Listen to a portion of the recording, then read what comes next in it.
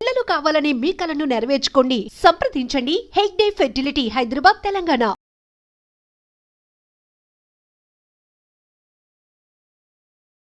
పెద్దపల్లి జిల్లాలో విషాదకర ఘటన జరిగింది అనుకోవచ్చు. ఎందుకంటే కేవలం 3 ఏళ్ళు ఆ పాపకి.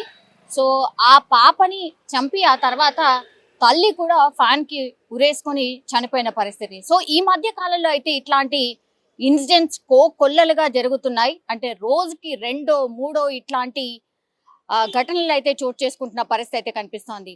అయితే పెద్దపల్లి జిల్లాలో టీచర్స్ కాలనీలో ఉన్నటువంటి ఈ ఈమె కావచ్చు, ఆ తర్వాత వీళ్ళ కూతురు, 3 ఏళ్ల కూతురు, కేవలం 3 సంవత్సరాలు మాత్రమే ఉన్నాయి కూతురికి. మరి కూతుర్ని గొంతు నులిమి చంపిన తర్వాత తల్లి కూడా ఆత్మహత్య చేసుకున్న సందర్భం అయితే ఇక్కడ కనిపిస్తోంది. భర్త ఎల్ఐసి అసిస్టెంట్గా పనిచేస్తున్నారు, జూనియర్ అసిస్టెంట్గా పనిచేస్తున్నారు అక్కడే. మరి ఆయన లేనటువంటి సమయంలో ఇప్పుడు ఈ 3 ఏళ్ల కూతుర్ని చంపి ఆ తర్వాత తల్లి ఆత్మహత్య చేసుకున్నటువంటి సిచ్యువేషన్ అయితే కనిపిస్తోంది. ఈ కేసులో ఏం జరిగింది, మరి భర్త వేధింపులా లేకపోతే ఇంకేదైనా కారణం అనే కోణంలో అన్ని కోణాల్లో పోలీసులు అయితే విచారణ చేస్తూ ఉన్నారు. కానీ భర్త లేనటువంటి సమయంలో ఇప్పుడు ఈమె ఆ తర్వాత వాళ్ళ కూతుర్ని గొంతు నులిమి చంపేసింది. కాబట్టి ఈ కేసులో ఫస్ట్ అనుమానం ఎవరి మీద ఉంటుంది అంటే భర్త మీదే ఉంటుంది. మరి భర్తకు సంబంధించి పూర్తిగా ఆరా తీస్తున్నారు పోలీసులు. ఏమైనా గొడవలు ఉన్నాయా, లేకపోతే ఫైనాన్షియల్ ఇష్యూస్ ఉన్నాయా, ఇంకేమైనా ఉన్నాయా, అత్తమామలకు సంబంధించి కావచ్చు, లేదంటే ఇంకేమైనా కారణాలు ఉన్నాయా అనేటువంటి కోణంలో పోలీసులు అయితే విచారణ చేస్తూ ఉన్నారు. కానీ చిన్న పిల్లలు, చాలా చిన్న పిల్లల్ని తల్లులు చంపుతున్న సందర్భాలు అయితే ఈ మధ్య కాలంలో చాలా అంటే చాలా పెరిగిపోతున్నాయి.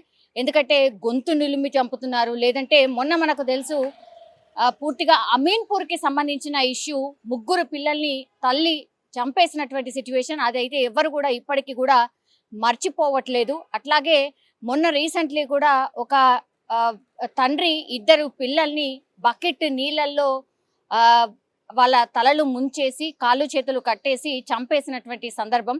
ఇట్లా రకరకాలుగా ఎన్ని కేసెస్ చూసినా సరే పిల్లల్ని కూడా వదిలిపెట్టకుండా తల్లిదండ్రులే ఏకంగా మరి ఏం జరుగుతుందో ఏంటో తెలియదు కానీ వాళ్ళే చంపుకుంటున్న సందర్భాలు అయితే చాలానే కనిపిస్తూ ఉన్నాయి. కనికరం లేకుండా కనీసం కన్న పిల్లలు వాళ్ళని ఎట్లా చంపాలనుకుంటున్నారో ఏంటో, అసలు ఎందుకు ఇట్లా తయారయ్యారో, ఎందుకు ఇట్లా ఆలోచిస్తున్నారో అనేది చాలా మంది సైకియాట్రిస్టులు కూడా చాలా మట్టుకి మాట్లాడుతున్న సందర్భం అయితే కనిపిస్తోంది. మరి రకరకాల రీజన్స్ కావచ్చు, ఎవరి ప్రాబ్లమ్స్ వాళ్ళకు ఉంటాయి. కానీ మరి ఇట్లా చనిపోవడం, చంపడం అనేది చాలా పెద్ద ఎత్తున కేసెస్ అయితే నమోదవుతున్నాయి. ఏం ప్రభావం, ఇంత క్విక్గా డిసిషన్స్ ఎందుకు తీసుకుంటున్నారు? కనీసం అంతకంటే ముందు ఏదైనా ఇష్యూస్ ఉన్నా, ప్రాబ్లమ్స్ ఉన్నా ఫ్యామిలీలో కూర్చొని పెద్దల సమక్షంలో, తల్లిదండ్రులు అటు అత్తమామల సమక్షంలో కూర్చొని, పెద్ద మనుషుల సమక్షంలో కూర్చొని మాట్లాడుకొని సాల్వ్ చేసుకునే వాళ్ళు. కానీ ఈ మధ్య కాలంలో అవన్నీ ఎక్కడ కూడా చాలా అంటే చాలా తగ్గిపోయినట్టు కనిపిస్తోంది.